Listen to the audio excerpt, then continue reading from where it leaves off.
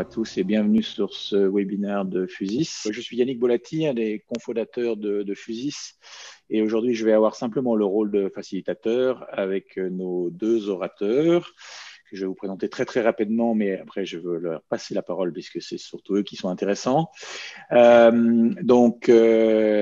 Carlos Erkaren, qui a été pendant de nombreuses années CEO, PDG, je ne sais pas exactement comment il préfère dire, d'une société dans l'agroalimentaire qui s'appelle Poult, donc une société industrielle, et qui a eu vraiment un projet de transformation dans une forme de gouvernance collaborative dans laquelle on va approfondir évidemment aujourd'hui pendant des années. Et donc Carlos est clairement quelqu'un qui, en tout cas en France, est un des pionniers de ce type de gouvernance dans un environnement en plus industriel, ce qui est quand même, il y a d'autres exemples, Michelin et d'autres, mais il n'y en a quand même pas tant que ça.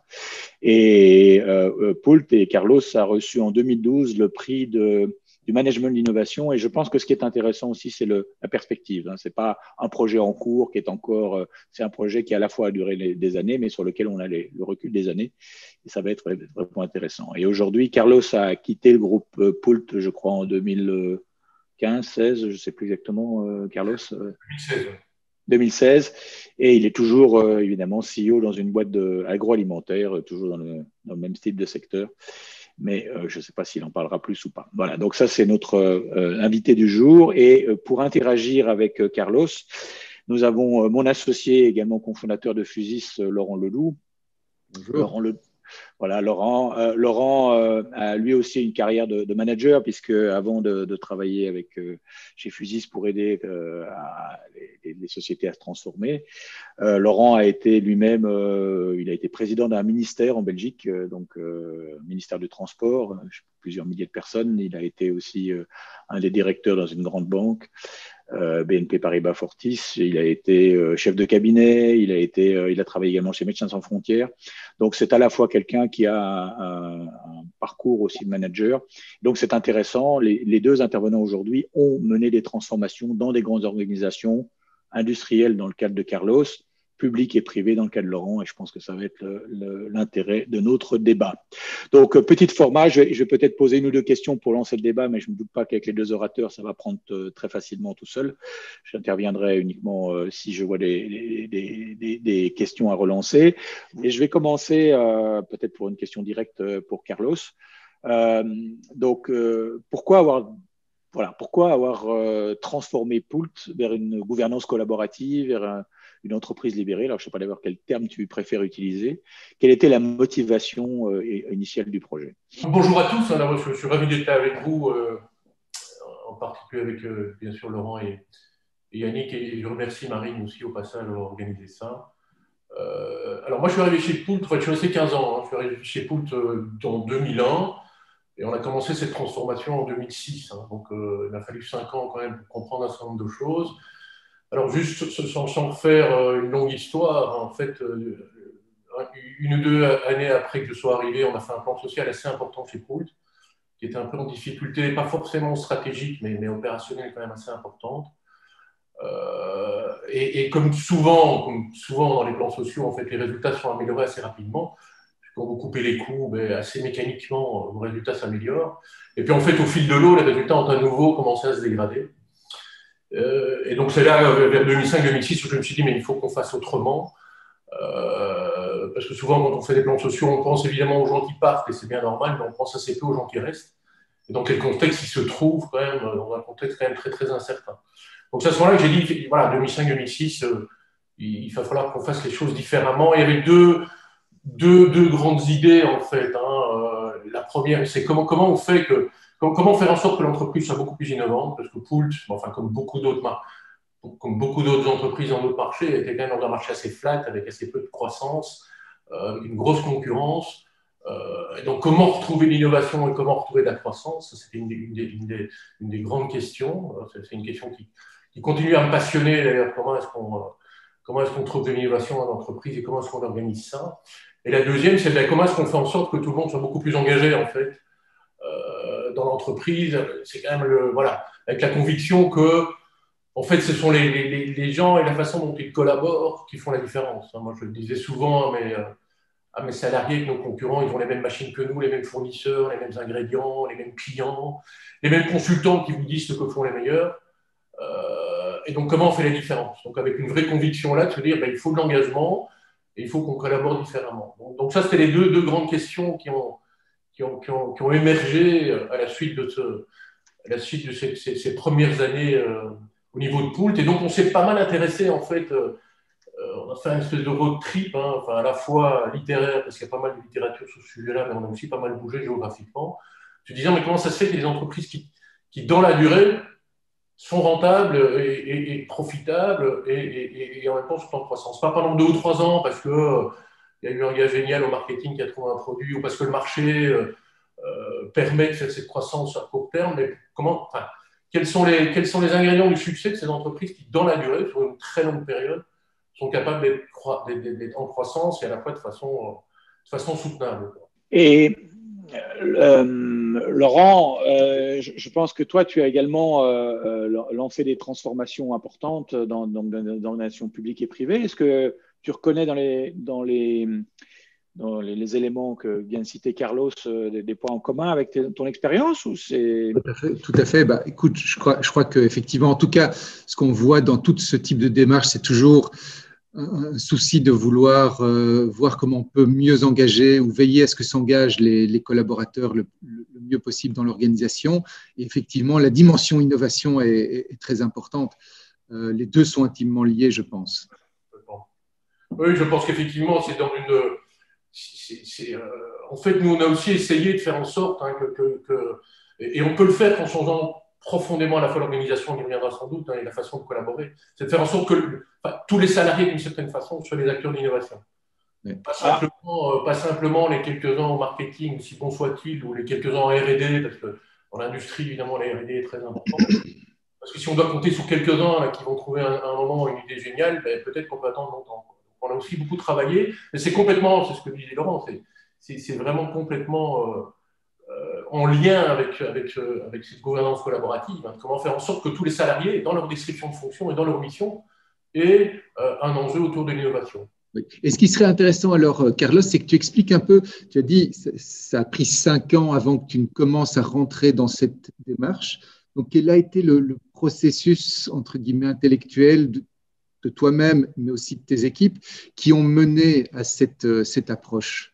Est-ce que tu peux citer les grandes étapes qui t'ont mené à… Alors, donc, cette réflexion, elle est venue voilà, aux alentours de 2005, post-plan social, 1 an ou 2 après le plan social. Et en fait, on a pas mal travaillé en équipe avec quelques membres de mon COMEX de l'époque. On a commencé à s'interroger sur les 2 questions que je viens d'évoquer. Alors, bizarrement, on a aussi lu durant l'été les mêmes bouquins. Parfois, on s'est retrouvé à la rentrée, on s'est dit, tiens, on a lu ça, c'était vachement intéressant. Donc, il y a eu cette démarche quand même très importante. Si vous voulez, enfin, tout seul, c'est pas possible, de toute façon. Donc voilà, il y a évidemment le CEO qui impulse, etc. Et puis, il y a un petit groupe de personnes autour de lui qui commencent à partager à la fois les mêmes lectures, les mêmes interrogations et évidemment aussi les mêmes réponses possibles. Donc ça a été un peu le cheminement, je dirais, intellectuel au niveau du COMEX, hein, qui n'a pas été si long que ça, qui a pris quelques mois. Et ensuite, l'événement vraiment déclencheur, c'est alors évidemment, c'est une entreprise industrielle, hein, donc il y avait 8 sites, donc 5 en France et 3 en Pologne, donc en plus c'était une entreprise qui était internationale. Et donc avec des salariés, 65% des salariés, c'est des ouvriers, hein, donc des gens qui sont sur les chaînes, qui travaillent la nuit, le week-end, etc. Et en fait, le premier grand setup, en fait, ça a été, on a fermé l'usine de Montauban, qui est dans le sud-ouest de la France, pour ceux qui connaissent un peu le coin, qui était l'usine principale, où il y avait 500 personnes quand même, hein, donc c'est une grosse usine. Et on l'a fermée pendant 2 jours et on a invité tout le monde dans un théâtre, dans la ville. Et bien sûr, c'est sous la base du volontariat, hein, et on a eu plus de 95% de présence. Et en fait, c'est ça qui a été l'élément déclencheur, en quelque sorte. On a expliqué effectivement de nouvelles visions potentielles, en tout cas d'entreprise. Et on a demandé, une fois qu'on a eu ce séminaire, et on a demandé aux gens de Montauban, en fait, donc de cette usine-là, de s'organiser pour travailler sur une nouvelle organisation. Alors évidemment, dans un cadre, hein, c'était pas un free lunch, hein, donc dans un cadre bien délimité, mais néanmoins, et avec un process très transparent, hein, évidemment. Néanmoins, on a vraiment demandé à l'équipe au sens large d'ailleurs, aux 500 personnes de Montauban qui étaient dans la salle, de commencer à travailler sur une organisation à la fois beaucoup plus collaborative, beaucoup plus pérenne et plus efficace aussi. Et donc c'est comme ça que ça a démarré et on a vraiment laissé la liberté en fait aux gens de s'organiser. Alors bien sûr, on était là pour les aider, etc. Évidemment, tout au fil de leur réflexion. Et ils ont commencé à s'organiser en fait, assez naturellement. Et l'autre élément important, c'est que j'ai vraiment créé une espèce de ligne Maginot entre ce test live, en quelque sorte, dans cette grosse usine, et le reste du groupe. Hein, ça y est, j'ai vraiment presque interdit d'une certaine façon aux autres usines, et même au siège, hein, de se mêler en fait de cette expérience qui était là. On pouvait être en support, bien évidemment, mais il y avait vraiment une ligne Maginot qu'on a créée. On s'est dit, bon, mais voilà, il faut donner ce temps et cette liberté à ce site-là pour s'organiser. Alors, dans une liberté évidemment encadrée, hein, mais voilà, voilà les deux éléments. Au premier, donc, une vraie grosse réunion pour expliquer ce qu'on voulait faire, la liberté de donner à cette usine pour s'organiser, et dans un cadre vraiment voilà, qui était complètement à l'extérieur du groupe, puisque c'était un vrai test live, en quelque sorte, d'une nouvelle expérience de gouvernance collaborative. Carlos, j'ai une petite question d'un participant ici que je peux peut-être proposer à ce moment-là. C'est quel frein as-tu rencontré à cette transformation globalement? Quelles étaient les principales difficultés? Les premiers freins sont évidemment il y a des suspicions de manipulation en fait un peu, hein, parce que souvent qu'est-ce qui se passe dans une entreprise traditionnelle quand vous voulez réorganiser? Il y a le comité de direction, les gens intelligents, stratégiques, qui savent réfléchir à long terme, qui se réunissent dans un hôtel ou dans une pièce, qui réfléchissent et puis qui viennent dire aux salariés, écoutez, on a réfléchi, voilà ce qui est bon pour vous. Enfin, je schématise, je vais rapidement, mais souvent c'est comme ça que ça se passe. Donc quand vous faites l'inverse, c'est que vous dites, mais non, attendez, c'est à vous à réfléchir sur l'organisation que vous voulez dans le futur, mais évidemment, la première réaction, c'est de dire, enfin, en réalité, vous savez très bien où vous allez, dites-nous tout de suite. Et voilà, la confiance, ça se décide, mais ça ne se décrète pas. Et donc, la première réaction, c'est celle-là, en fait, hein, de frein. Et donc, c'est là où il faut laisser le process se dérouler. Et la confiance, elle ne vient que quand ils voient qu'ils commencent à mettre des actions en place et qu'en réalité, ils ne sont pas freinés, quoi. Donc, le premier frein est celui-là. C'est vraiment d'essayer de créer la confiance, hein, qui peut se décider, mais qui ne se décrète pas. Et tu as cité tout à l'heure que tu réunissais le personnel pendant 2 jours, là, 500 personnes. Il y avait un agenda particulier, il y avait une question particulière. Comment tu as organisé ces 2 jours? Oui, là, on s'est fait aider par une ou deux personnels extérieurs. Hein. Il y avait bien sûr un agenda particulier. Hein. Alors, il fallait travailler, bien sûr. Enfin, il y avait d'abord, si tu veux, un peu Bon, moi, j'ai fait un discours assez long sur comment je me projetais moi et comment je voyais moi le rôle de l'entreprise à moyen long terme. Alors moi, je suis aussi un grand partisan de la responsabilité sociétale des entreprises. Les entreprises, elles ne sont pas là que pour rémunérer les actionnaires, elles sont là bien sûr pour ça, mais pas que ça, qu'elles ont un rôle aussi dans leur environnement. Il y a les salariés, qu'il y a les clients, qu'il y a les fournisseurs, qu'il y a des tas de parties prenantes. Donc voilà, moi j'ai eu un discours un peu visionnaire, entre guillemets, sur le rôle de l'entreprise à moyen long terme, comment moi je le voyais en tout cas. Et puis après, ça s'est dit clients, ils ont maintenant de façon très concrète comment on voit ça pour notre avenir à nous, concrètement dans l'entreprise. Donc voilà, il y a eu un espèce de discours de ma part pendant un certain temps. Et puis on a commencé à faire travailler les gens sur comment eux se projetaient dans la raison d'être de Pool. C'était quoi leur vision à Pool? De Pool, pour eux, c'était quoi? Quelles étaient les valeurs qui nous réunissaient? Quelle était la vision qu'ils en avaient à moyen long terme?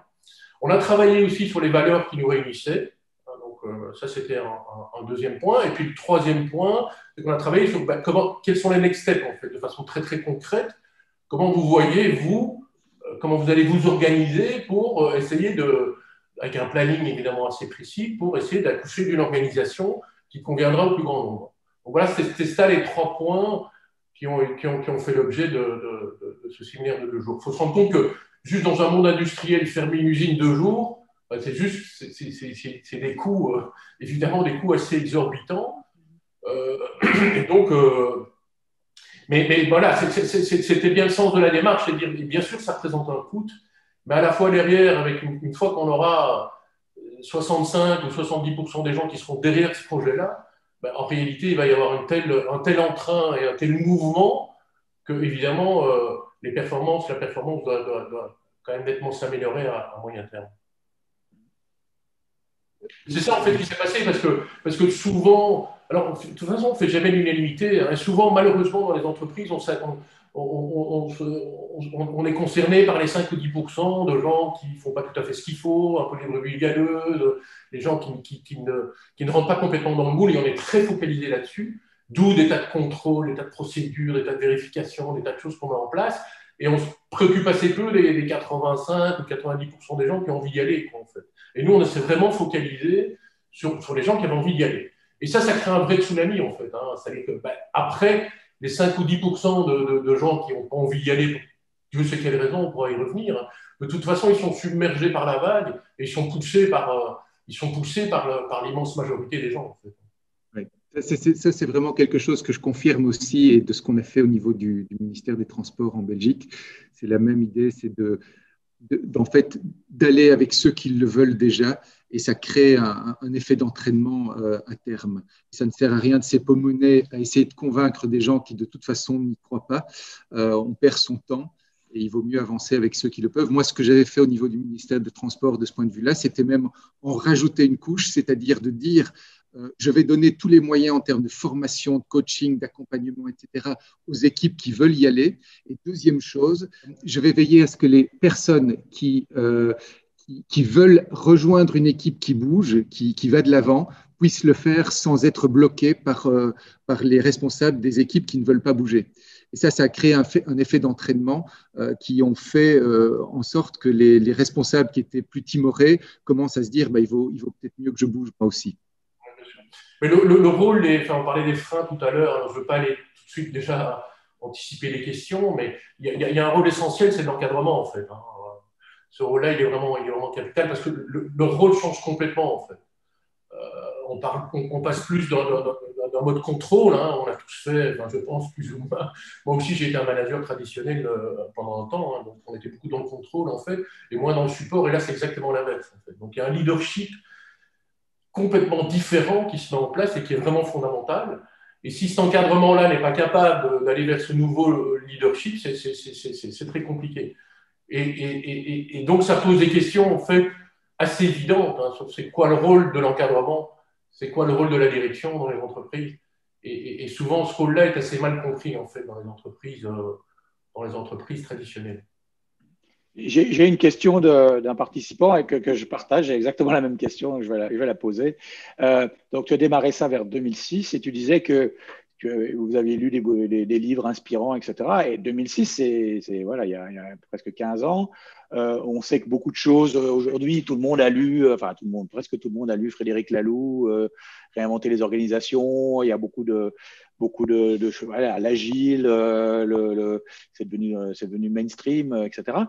Mais en 2006, c'était quoi qui était la source d'inspiration derrière cette transformation? Il y avait deux alors un entrepreneur et un auteur qui nous ont beaucoup inspirés. Un entrepreneur, je ne sais pas si vous connaissez, mais il s'appelle Ricardo Semler. Oui. Voilà, que moi je connais bien, qui est un type absolument extraordinaire. Alors, qui a aussi une vision, ce que j'aime bien chez lui, c'est qu'il a une vision de la société avec un petit S, donc de l'entreprise, mais il a aussi une vision de la société avec un grand S. Et ça est vraiment il fait beaucoup d'analogies entre les deux, en fait. Je trouve ça vraiment très intéressant. Donc, moi je l'ai rencontré, on est même allé au Brésil. C'est quelqu'un qui a repris la boîte de son père, hein, qui était dans une entreprise industrielle qui faisait la machinerie-outil, et qui a complètement transformé son organisation, et qui a connu 25% de croissance pendant 15 ans. Donc ça interpelle quand même quand il y a une entreprise qui, sur 15 ans, fait 25% de croissance par an. Donc ça, c'est une vraie source d'inspiration. Et il est sur YouTube maintenant, etc. Enfin, pour les gens qui ne le connaissent pas. Et c'est vraiment quelqu'un de très inspirant. Et puis, il y a quelqu'un d'autre, certainement certains d'entre vous doivent connaître, alors lui qui est plus du côté académique, qui s'appelle Gary Hamel, voilà, qui nous a beaucoup inspiré. Donc là, c'est plutôt de la littérature, hein, qui nous a beaucoup inspiré sur c'est quoi le rôle de l'entreprise demain, le rôle sociétal de l'entreprise et comment on libère les énergies. Quoi. Donc, Gary Hamel, alors j'ai plus en tête le livre, mais enfin, vous tapez Gary Hamel et il a écrit pas mal d'articles, il est aussi sur YouTube, il y a des vidéos. Donc voilà. Donc ça, c'est les deux choses. C'est vrai qu'en 2006, il n'y avait pas beaucoup d'éléments. Et pour rassurer tout le monde, moi je ne suis pas forcément un fan de l'expression entreprise libérée. Je ne sais pas trop ce que ça veut dire. C'est un peu un prof français très intelligent par ailleurs qui a créé cette expression-là en quelque sorte. Mais de toute façon, on n'est jamais complètement libre. Et puis libéré de quoi à la fin?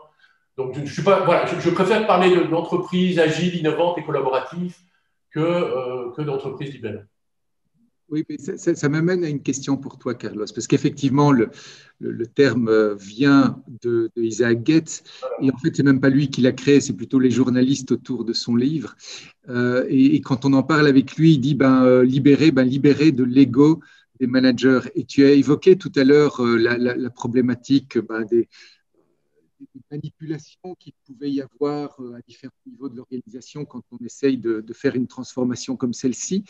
Tu as évoqué aussi tout le cheminement intellectuel que tu as mené toi-même et tes équipes à partir de Semler ou de Hamel. Mais toi, au niveau précisément de tes tripes, de ta posture, de ta relation à ton rôle de manager et de ce que tu estimais être le plus important, comment est-ce que tu as évolué? Qu'est-ce qui a été difficile pour toi de changer dans ta posture en tant que manager pour permettre cette transformation? Oui, c'est une question fondamentale, qui n'est pas facile. Parce qu'effectivement, je pense qu'il y a une vraie remise en question, en fait. Pour illustrer ça, juste, je reviendrai à tes questions, évidemment, mais moi, à peu près quasi du jour au lendemain, là où avant, en fait, c'était une entreprise assez centralisée, assez classique, assez standard, d'une certaine façon, où en fait, beaucoup de décisions revenaient chez moi, et donc j'avais 150 mails, 200 appels, enfin, on a tous connu ça. Et puis, qui est quasi du jour au lendemain, ou presque en tout cas, vous avez beaucoup moins de mails, vous avez beaucoup moins de coups de téléphone, parce que les gens prennent des décisions, en fait, et heureusement, dans l'organisation. Parce qu'il s'agit, en fait, essentiellement d'un vaste mouvement de décentralisation aussi. Mais là, vous êtes un peu perdu. Il faut se réinventer complètement. Et donc ça nécessite, je pense, essentiellement d'abord une vraie connaissance de soi. Là, il y a un vrai exercice personnel à faire sur quel est l'exercice du pouvoir que je veux mettre en œuvre. D'ailleurs, souvent, je crois que c'était Lincoln qui disait ça. Alors, on peut voir le vrai caractère des gens dans l'adversité, mais on le voit certainement vraiment quand ils exercent le pouvoir. En fait. Et cet exercice du pouvoir, effectivement, il doit changer de façon fondamentale. Et donc, mon rôle a complètement évolué. Donc, j'ai fait un vrai travail sur moi-même, une vraie remise en question, qui n'est pas toujours facile, évidemment. Donc, pour répondre à ta question de façon concrète, première chose à faire, c'est qu'il faut être capable de se remettre en question, avoir un peu d'humilité, d'être en capacité à déléguer, de faire confiance. Et tout ça, c'est vrai que culturellement, on n'est pas tous égaux vis-à-vis de ça. Quand évidemment on a fait une carrière, on a fait des études, on a atteint un certain niveau, comment remettre tout ça en question, tout cet apprentissage-là en fait qu'on a connu, comment le remettre en question? C'est une vraie question et c'est d'abord et avant tout une question personnelle. Est-ce qu'on est capable d'y aller? Parce qu'une des conditions de la réussite de ce genre de choses, c'est vraiment il faut que les gens en face sentent que ça vienne des tripes. Parce que si c'est parce que c'est un effet de mode ou parce qu'il y a une suspicion de manipulation, comme j'évoquais tout à l'heure, c'est mort, donc c'est mort. De toute façon, il y a un moment où les gens le sentent très très bien. Donc il faut vraiment que ça vienne des tripes. Donc il y a une vraie remise en question. Et ensuite, si tu veux, c'est ce que j'évoquais à l'instant, c'est le rôle des dirigeants. En fait, ça pose de vraies questions sur c'est quoi le rôle du dirigeant dans une entreprise. Alors là où souvent le rôle des dirigeants, c'est de faire du contrôle, de superviser, de veiller à ce que les plans d'action soient mis en route, de récompenser ou pas d'ailleurs les gens en fonction de la réussite de ces plans d'action. Là, il y a vraiment, moi je considère que le rôle des dirigeants, c'est de donner la direction justement. Et assez peu le font, très très peu le font, y compris dans des grandes entreprises. C'est de travailler sur ce que sera la boîte dans 5 ou 10 ans. Quelle est la part du temps que les dirigeants consacrent à leur temps à eux à qu'est-ce que sera la boîte dans 5 ou 10 ans et comment je la prépare aujourd'hui? Si on fait cette étude-là, enfin moi, mon expérience à moi en tout cas, c'est ma vérité à moi, c'est très très peu en fait. C'est très très peu. Et donc là, il y a un shift à faire. Et moi, je forçais même mes dirigeants, mes 4 dirigeants, à sortir de l'entreprise, à détecter les signaux faibles qu'il y a sur le marché, parce que c'est là qu'on va effectivement, les signaux faibles, ils sont à l'extérieur en fait. Et donc c'est là qu'on va avoir les enjeux auxquels va faire face l'entreprise. Et donc, du coup, c'est quoi les grands enjeux à 5 ou 10 ans? Et amenez-nous des réponses en interne, venez nourrir l'interne pour répondre à ces défis dans 5 ou 10 ans. Donc voilà, une vraie remise en question personnelle, hein, il faut du temps, il faut être capable de l'avoir, de l'humilité, etc. Et deux, changer profondément en fait, le rôle des cadres dirigeants. Et précisément pour faire cette transformation personnelle dont tu parles, pour te remettre en question, comment tu as fait? Tu as pris un coach et c'était quelqu'un qui connaissait justement ce type de transformation. Comment est-ce que tu l'as travaillé toi-même, si tu peux en parler? Alors moi j'ai travaillé avec un coach, hein, bien évidemment, hein, d'ailleurs qui était aussi, qui avait, au passage, qui avait aussi une formation en psychologie, hein, mais voilà, qui après au fil du temps est devenu un coach. Et donc on a vraiment travaillé, on a fait beaucoup de one-to-one, hein, donc on a vraiment travaillé sur essentiellement mes postures en fait, et c'est quoi l'exercice du pouvoir, comment moi je veux je veux le transformer, je veux le changer. Donc on a eu beaucoup de séances en one-to-one avec lui sur, voilà, sur l'exercice de mon pouvoir et comment est-ce que je vais exercer ce leadership dans ce nouveau mode d'organisation que je voulais mettre en place. Donc c'est quelqu'un de très challengeant, enfin, il vous met en question, mais est-ce que tu es capable de déléguer, est-ce que tu es capable de renoncer en partie au rôle central que tu as, parce que tu es quand même le CEO, jusqu'où tu es prêt à aller, sur des tas de sujets, hein, parce que nous, on est vraiment reparti d'une page blanche, en fait. Hein. C'est-à-dire, nous, le management traditionnel, inventé au début de la première révolution industrielle, on ferme la poubelle, et maintenant on a une page blanche et on se réinvente. Comment on décide ensemble, comment on récompense, comment on fixe les salaires, comment on fixe les objectifs. Et tout ça, voilà, tout ça, c'est des questions qu'on a traitées en one-to-one, bien sûr, dans un premier temps, mais jusqu'où tu es prêt à aller, jusqu'où tu es prêt à lâcher prise. En fait, il y a un énorme enjeu de lâcher prise. Hein. Mais ce qu'on voit, en fait, moi, mon expérience après, c'est qu'en fait, les gens te regardent différemment, en fait, te remercient quelque part d'avoir été en capacité, effectivement, à prendre d'une certaine façon un peu le vide salarié en moins. Et donc, c'est ça le nouveau leadership, en fait. C'est qu'après, on a des gens qui sont prêts à aller voilà, sur la Lune avec toi parce que tu les as considérés, parce qu'ils sont importants, à quelque niveau qu'ils soient, ils sont importants, et chacun a son mot à dire, en fait. Chacun a sa part dans ce qu'est l'entreprise aujourd'hui, et encore a fortiori ce qu'elle sera demain. Donc voilà, cet exercice-là, il est pas facile. Hein. Donc lâcher prise, jusqu'où on va, et travailler en one-to-one sur mes vrais ressorts personnels, en fait. Et donc c'est l'ego dont tu parles tout à l'heure. Bien sûr, ça rentre. Il voudrait creuser justement sur le rôle du dirigeant dans le cadre de cette transformation. Tu as dit effectivement, c'est très écho effectivement à Ricardo Semler. Son rôle au dirigeant, c'est de penser à long terme, hein, et trop peu le font encore aujourd'hui. Il y a, par rapport à la transformation elle-même, je perçois chez beaucoup de dirigeants qui veulent s'engager dans cette direction certaines mécompréhensions. Notamment, certains croient que pour que émerge la gouvernance collaborative, il faut qu'ils se retirent complètement du jeu et qu'ils laissent faire. Mon sentiment et mon expérience personnelle en tant que manager, c'est que oui, mais il faut aussi donner un cadre très clair dans lequel cette transformation va pouvoir s'opérer. Et donc, paradoxalement, pour que la gouvernance collaborative émerge, il faut que le dirigeant donne ce cadre et là, il doit en décider presque de façon autocratique. Est-ce que c'est ton expérience également et comment est-ce que tu as vécu ce paradoxe d'une décision forte de ta part pour pouvoir laisser émerger les choses en termes de gouvernance collaborative? Oui, mais je pense que tu as tout à fait raison. C'est effectivement, il faut trouver le bon équilibre, en fait. Hein, parce que il ne s'agit pas d'installer l'anarchie. Bien évidemment pas. On est dans une organisation voilà, privée. Il y a besoin de résultats pour croître, pour continuer à investir, pour continuer à recruter, etc. Donc, il faut trouver vraiment le bon équilibre. Donc, le cadre est très, très important. Et donc, parce que inévitablement, on donne de la liberté. On donne plus de liberté, c'est une évidence.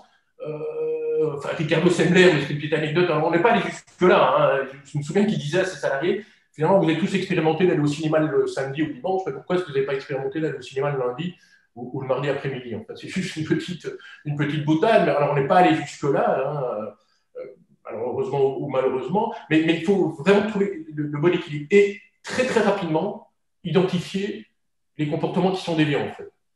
Parce que ça, c'est un point qui est clé, parce qu'il y a forcément des comportements déviants, voilà, c'est juste inévitable. C'est les fameux 5 ou 10% que j'évoquais tout à l'heure. Et ceux-là, il faut très, très vite les identifier et très, très vite les dénoncer, voire même les sanctionner. Parce que sinon, c'est le ver qui est dans le fruit. Et il y a le voisin qui dit, si lui, finalement, il vient jamais, il vient quand il veut, il fait ce qu'il veut, il répond jamais. Si les comportements se voient comme ça et qu'ils constatent que l'ensemble des salariés constatent qu'il y a une espèce de laisser-faire, ça devient le chaos. Ça devient très très vite. Le risque, il est là. Le risque, il est là. Ça devient très vite un peu le chaos, quoi. Et donc ça, c'est très important. Donc trouver le bon équilibre et dénoncer très très vite, voire même sanctionner les comportements qui sont déviants. Et après, on a vraiment un rôle, je pense de gardien de la culture. Donc, moi, je me souviens, je faisais ce que j'appelle un peu du walking management, d'une certaine façon. C'est-à-dire que je m'invitais à des réunions, à des séminaires, voilà. Et donc, mon rôle là, j'avais d'autres rôles, bien évidemment, mais c'était vraiment de gardien du temple, en quelque sorte, de s'assurer qu'on soit toujours dans le cadre. Donc, à la fois qu'il y ait un cadre, à la fois avec de la liberté, mais en même temps, évidemment, aussi avec des contraintes, avec des règles. Et donc, voilà, moi, je me permettais de m'inviter à l'état de réunions et d'endroits pour justement m'assurer que, effectivement, ce cadre-là était toujours bien présent. D'ailleurs, on a écrit des choses. Hein. Je pense que, en tout cas, mon expérience à moi, c'est écrire des choses, fixer des cadres. On a réécrit, par exemple, ce qu'on a appelé, nous, un peu pompeusement, la constitution Poult. Hein, justement, c'est quoi Poult, c'est quoi notre avenir, comment on s'organise, comment on prend des décisions, etc. Donc, on l'a vraiment écrit, hein, c'est un petit bouclet d'une quinzaine de pages de mémoire. Et donc, on a partagé ça avec tout le monde. Et donc, les règles de vie de l'entreprise Poult, voilà ce qu'elles sont. Et voilà, dans un cadre de liberté assez important, en tout cas beaucoup plus important qu'il n'était précédemment, il y a aussi un cadre dans les comportements individuels, dans les choses qu'on attend des équipes, de ce que quelqu'un peut faire, de ce que quelqu'un ne peut pas faire. Donc voilà, il faut que ce soit absolument encadré. Et juste une question également de l'audience, mais pour rebondir sur ce qu'on discutait à l'instant sur la transition personnelle que tu as fait, le coaching que tu as suivi. Quid de tes autres cadres dirigeants ou du middle management ou des autres cadres qu'il y avait dans ton entreprise? Comment ils ont vécu cette transition? Est-ce qu'eux-mêmes ont été coachés? Comment ça s'est passé à ce niveau-là? Laurent l'évoquait, je pense, à un moment ou à l'autre, on a triplé les budgets de formation. Alors évidemment, c'est facile de dire on va collaborer, on va vous donner l'autonomie de décision, on va vous donner les responsabilités, etc. Si on ne donne pas les outils aux gens, c'est quand même très très compliqué, c'est un peu un cadeau empoisonné. Donc, on a triplé les budgets de formation sur des tas de sujets, aussi parce que si vous voulez que les gens soient impliqués et engagés, il faut aussi leur faire comprendre ce que c'est Poult, dans quel environnement concurrentiel on est, dans quel marché, c'est quoi les défis, etc. Donc, on a fait beaucoup de formations autour de ça, pour que les gens aient une meilleure compréhension de l'environnement business au sens large dans lequel Poult se trouve, et aussi, tu as pu l'évoquer, Yannick, et aussi, bien sûr, pour les animateurs, pour les dirigeants, des séances de coaching à la fois individuelles et en équipe. Donc, on a beaucoup travaillé sur cette dimension-là. Après, on rentre aussi dans c'est là où il y avait plus de coaching individuel, hein, c'est sur la connaissance de soi, en fait. Hein. Et donc là, c'est un exercice qui, dans l'entreprise, est quand même beaucoup plus délicat. Et là, on était beaucoup plus pour les gens qui le souhaitaient. Hein, il n'y avait jamais d'obligation, évidemment. Pour les gens qui le souhaitaient, on pouvait avoir des coachings individuels, exactement sous le mode de ce que moi j'ai eu, hein, à titre personnel, pour comprendre un peu, voilà, quels sont les ressorts profonds des uns et des autres dans l'exercice du pouvoir. Donc on a fait, voilà, on a beaucoup développé la formation. Maintenant, il faut se rendre compte aussi que, en tout cas, moi, c'est mon expérience, hein, c'est qu'il y a aussi des cas des gens particuliers qui ne s'en sortent pas. En fait, donc ça marche pas. Moi, je me souviens d'un DRH, hein, qui était très très bien par ailleurs. Hein. Moi, j'ai passé des jours, des semaines, des nuits parfois à lui expliquer là où on voulait aller, donc il était quand même assez patient. Et il y a un moment donné, c'est ce que Laurent disait tout à l'heure, c'est que voilà, si on passe beaucoup de temps sur le pourquoi avec les cadres principaux qui sont autour de toi, ben c'est qu'à un moment, il y a quand même un problème. Alors, ça ne veut pas dire que la personne n'est pas bonne, hein. Il faut simplement que ce n'est pas la bonne personne au bon endroit. Et donc oui, enfin, je pense que c'est assez naturel de le dire. Moi, je me suis séparé de quelques cadres dirigeants parce qu'à un moment, voilà, c'est comme une famille, hein, on est dans une maison, et puis toi là, il y a un certain nombre voilà, il y a la culture, un certain nombre de principes, de valeurs, il faut qu'on partage quand même ça essentiellement. Si on n'arrive pas à les partager, c'est peut-être bien d'aller voir dans la maison à côté. Je ne porte pas de jugement sur le fait si c'est mieux ou moins bien, ce n'est pas le sujet. C'est juste que dans cette maison-là, voilà le cas dans lequel on veut travailler, et donc parce que certains cadres dirigeants n'arrivent pas à lâcher prise, tout ce qu'on s'est déjà dit, là, hein, n'arrivent pas à lâcher prise, n'arrivent pas à déléguer, ne font pas confiance, et donc ils sont complètement en porte-à-faux par rapport à ce qu'on peut faire, quoi. Ils ont du mal à se réinventer, ils sont beaucoup plus à l'aise dans le contrôle, en fait, que dans le leadership, hein, dans le support et dans la projection de ce que sera sa fonction ou l'entreprise dans 5 ou 10 ans. Donc voilà, et donc inévitablement, on ne fait pas d'omelette sans casser des œufs, quoi. Donc il y a aussi potentiellement un peu de dégâts de ce côté-là. Et les syndicats et les organisations syndicales, elles ont réagi comment à cette transformation? Il y a beaucoup de freins au début, hein, parce que c'est une perte de pouvoir pour eux, hein, parce qu'en fait, toute une série de choses que le délégué syndical avait en main, et venait voir la direction, même parfois moi, en disant il s'est passé un truc là, c'est pas normal, etc. Mais toutes ces choses-là disparaissent au fil du temps parce qu'elles sont réglées sur le terrain, en fait. Et par les gens, il faut régler par les gens sur le terrain. Donc il y a une vraie perte de pouvoir, en tout cas, c'est l'impression qu'ils ont, même si par après ça a changé, mais j'y reviendrai. Donc il y a un peu une crainte de perte de pouvoir qui est une vraie réalité dans un premier temps, évidemment. Et puis après, ils sont submergés par la vague que j'évoquais tout à l'heure. De toute façon, quand la base, l'immense majorité de la base dit on y va, voilà, pour nous, c'est une vraie opportunité. Moi, j'ai vu des gens se transformer, y compris au plus bas de l'échelle, hein, les ouvriers. Hein, donc, ils sont également submergés et en fait, ils sont obligés de suivre. Et après, derrière, et ça c'est la troisième chose, mais je pense qu'ici c'est important, c'est qu'en fait, alors ça c'est ma vision à moi. Hein. Moi, je pense qu'on a besoin, alors, tout le monde ne sera pas forcément d'accord là-dessus, mais je pense qu'on a besoin dans une entreprise, alors, a fortiori quand on est 2000, hein, vous vous rendez compte, vous ne pouvez pas discuter avec 2000 personnes, ce n'est pas possible. Donc quand on est 5 ou 10, c'est évidemment plus facile, tout le monde comprendra ça. Quand on est 2000, c'est compliqué. Donc je pense que la direction a besoin d'interlocuteurs crédibles, représentatifs et qui sont responsables. Et donc en fait, on a vraiment shifté d'une certaine façon le rôle des syndicats en particulier. Alors en France, vous savez que c'est quand même, il y a souvent un climat social un peu particulier, c'est des constats dessus, et on discute après.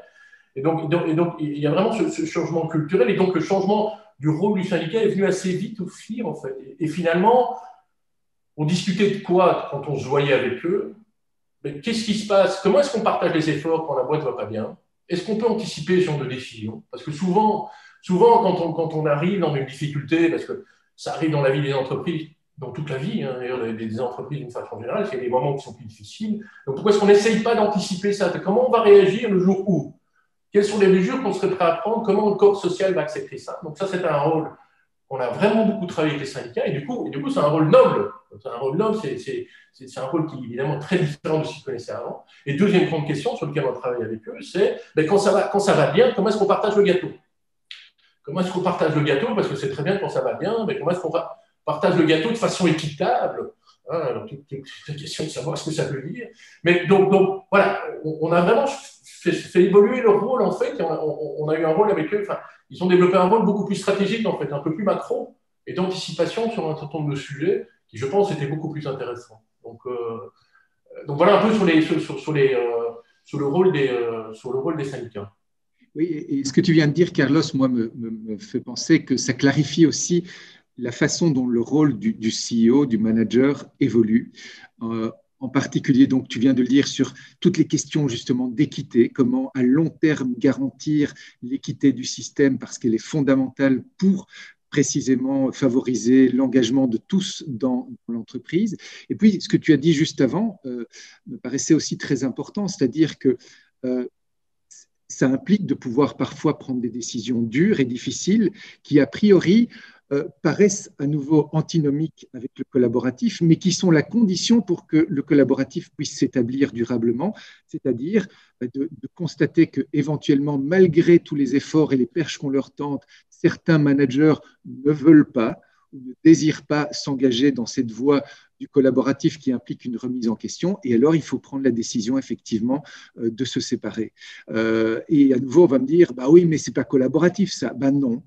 Dans certains cas, il va falloir, et ça c'est le rôle difficile du CEO, c'est le gardien de la culture, dans le sens pas seulement d'éventuellement sanctionner les déviants qui abuseraient de la liberté qu'il leur est octroyée, mais c'est éventuellement de se séparer aussi de ceux qui, pour des raisons qui leur sont propres, ne veulent pas rentrer dans cette dynamique collaborative. Et là, au profit du groupe, il faut pouvoir s'en séparer également. Je suis complètement d'accord. Et enfin, deux choses que je veux rajouter, c'est qu'un, il y a aussi, comme dans comme toujours, hein, c'est comment on traite les gens dans le cadre de ce départ-là. Oui. À partir du moment où on fait une culture qui est plus collaborative et plus à l'écoute des gens, etc., plus responsabilisant, je pense qu'il y a aussi la manière dont on se sépare des gens qui est évidemment importante. Hein, donc, et qui d'ailleurs, ça se sait très vite hein, dans l'entreprise, surtout quand c'est le CEO qui prend la décision. Donc il faut faire très attention sur cette partie-là, je pense. Et moi, j'ai toujours eu une réflexion à cet égard-là qui est de dire, finalement, traite les gens comme tu as envie qu'on te traite toi-même. Hein, et alors, sauf si on tombe sur quelques cas déviants, il y a toujours des exceptions à cette règle-là, bien sûr. Et deuxièmement, c'est que je pense qu'il est important aussi, c'est que finalement, ce qu'on installe, c'est les équipes, en fait, qui finissent par exclure les gens d'une certaine façon. C'est-à-dire que quand il y a des comportements déviants dans des équipes, sur le terrain, ou que ce soit, hein, c'est finalement, et c'est ça l'aboutissement du système, en fait, c'est que les gens se sentent exclus eux-mêmes du fait de leur comportement déviant par l'équipe, et pas forcément par une autorité, des ex machina, qui doit être là aussi, hein, tu as complètement raison, et je pense que j'ai insisté là-dessus, qui doit être là aussi, bien évidemment, à des moments, mais voilà, qui est aussi aidé ou alimenté en quelque sorte par une décision qui est prise par les équipes elles-mêmes. Alors, pas de virer la personne, hein, mais qui, en fait, voilà, qui commence à aller voir la personne et qui lui dit, écoute, là, ton comportement, ça ne va pas. Ton comportement, ça ne va pas, il ne s'intègre pas dans nos valeurs, dans ce qu'on veut faire, dans l'équipe. Et donc, où il faut que tu changes, voilà, il va falloir prendre d'autres mesures. Quoi. Donc, moi, j'ai beaucoup assisté à ce genre de choses là aussi. Et je pense que c'est aussi, d'une certaine façon, l'aboutissement de l'organisation qu'on veut mettre en place. Moi, j'aimerais poser une question sur l'évolution à long terme, parce que ce qui est intéressant dans ton expérience, c'est que voilà, l'entreprise c'est un projet qui a déjà un certain nombre d'années. L'entreprise a fonctionné pendant pas mal d'années avec cette nouvelle culture, sans trahir de secret. Je crois qu'au bout de quelques années, toi, tu es parti vers sur un autre chemin, et je crois que avec ton successeur, petit à petit, la culture n'a pas tout à fait été conservée. Donc, qu'est-ce qui fait que le système collaboratif peut être vraiment quelque chose qui dure, et qu'est-ce qui peut l'empêcher de durer? Ouais, c'est une question difficile. Moi, mon expérience là-dessus, alors ça dépend des organisations évidemment, hein, public, privé, mais je pense que, alors, malheureusement, heureusement, c'est un autre sujet hein, qu'on pourra aborder. C'est les grandes décisions aujourd'hui dans les entreprises privées sont prises par qui?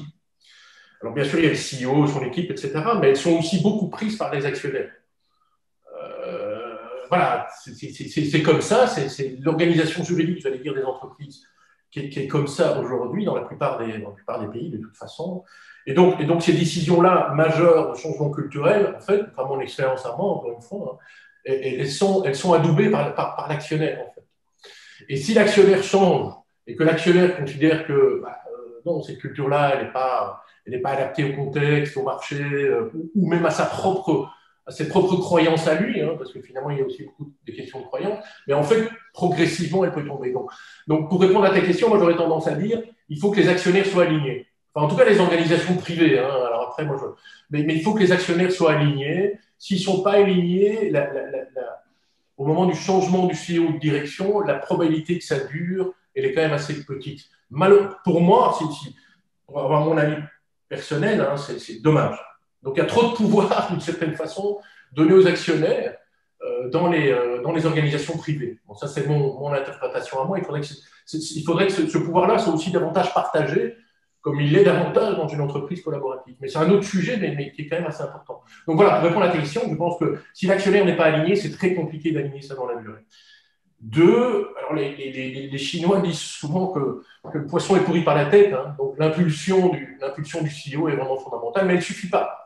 Elle ne suffit pas. Parce que si le CEO est là et voilà, il danse tout seul et qu'il est sur la piste et tout le monde trouve ça très sympa, mais si son équipe rapprochée ne suit pas, et si derrière il n'y a pas vraiment un vrai mouvement, il n'y a juste rien qui se passera. Donc le CEO tout seul là ne peut absolument pas agir. Quoi. Et sur la durée, donc l'expérience a duré combien d'années globalement? Moi, je fais 15 ans hein, quand même. Donc, Ouais. Est-ce que tu peux, alors je ne sais pas si tu peux mesurer, mais en tout cas, quel est pour toi le résultat, enfin la différence de performance et d'impact, c'est-à-dire à la fois économique, mais aussi humaine, sociétale? Est-ce que tu es capable de dire, voilà, si on n'avait pas fait ça, là aussi, si tu veux, là aussi, c'est difficile parce qu'on ne peut pas revenir en arrière. Qu'est-ce qui serait passé si on avait fait différemment? Moi, ce que je vois, en tout cas, c'est deux choses. C'est que quand je regarde les résultats entre 2001 et 2016, ben, le chiffre d'affaires de Poult a fait x4 et sa rentabilité a fait x10. Et on a pris 7 points de part de marché sur notre marché en France. Donc ça, c'est les 3 ou 4 chiffres là, que je peux te donner, donc qui sont, je pense, quand même assez intéressants. Et autre chose, hein, parce qu'on n'en a pas parlé, mais ça répond à ta question aussi, c'est que nous, on a changé complètement la vision qu'on avait de la performance de l'entreprise, en fait. C'est souvent piloté par des objectifs et des budgets. On n'a plus du tout fait ça. On a beaucoup travaillé sur le cul de la performance par l'amélioration continue et par des benchmarks, en fait. Et donc, on s'est créé une base de données. On s'est créé une base de données voilà, qui s'est construite au fil des années, une base de données qui se compare à ses concurrents. Sous des tas d'éléments, là, des éléments qui sont publics, hein, même des éléments qu'on a pu avoir à travers différents canaux. Et donc, on s'est créé une vraie base de données, tu vois, par rapport à nos concurrents, on se prend les 10 plus gros concurrents en France, en Europe, et quelles sont nos performances. Et moi, c'est un graphique que je regardais encore ce matin en préparant ce webinaire, ben, on était vraiment dans le haut du panier, quoi, sur ces 10 années-là. On a vraiment été dans le haut du panier sur tous ces différents critères, peut-être pas la peine que je détaille là, mais les différents critères de performance qu'on avait mis en place, on était plutôt dans le haut, on était complètement dans le haut du panier. Donc ça, c'est voilà, la première partie de la réponse. La seconde, c'est que Poult a eu un succès, beaucoup de gens sont venus nous voir, hein, y compris des gens de grosses boîtes. Hein. Vous connaissez Airbus, Orange, Decathlon, Michelin. On a beaucoup travaillé avec Michelin. Donc, on a eu cette espèce d'engouement, on a eu beaucoup de prix, etc.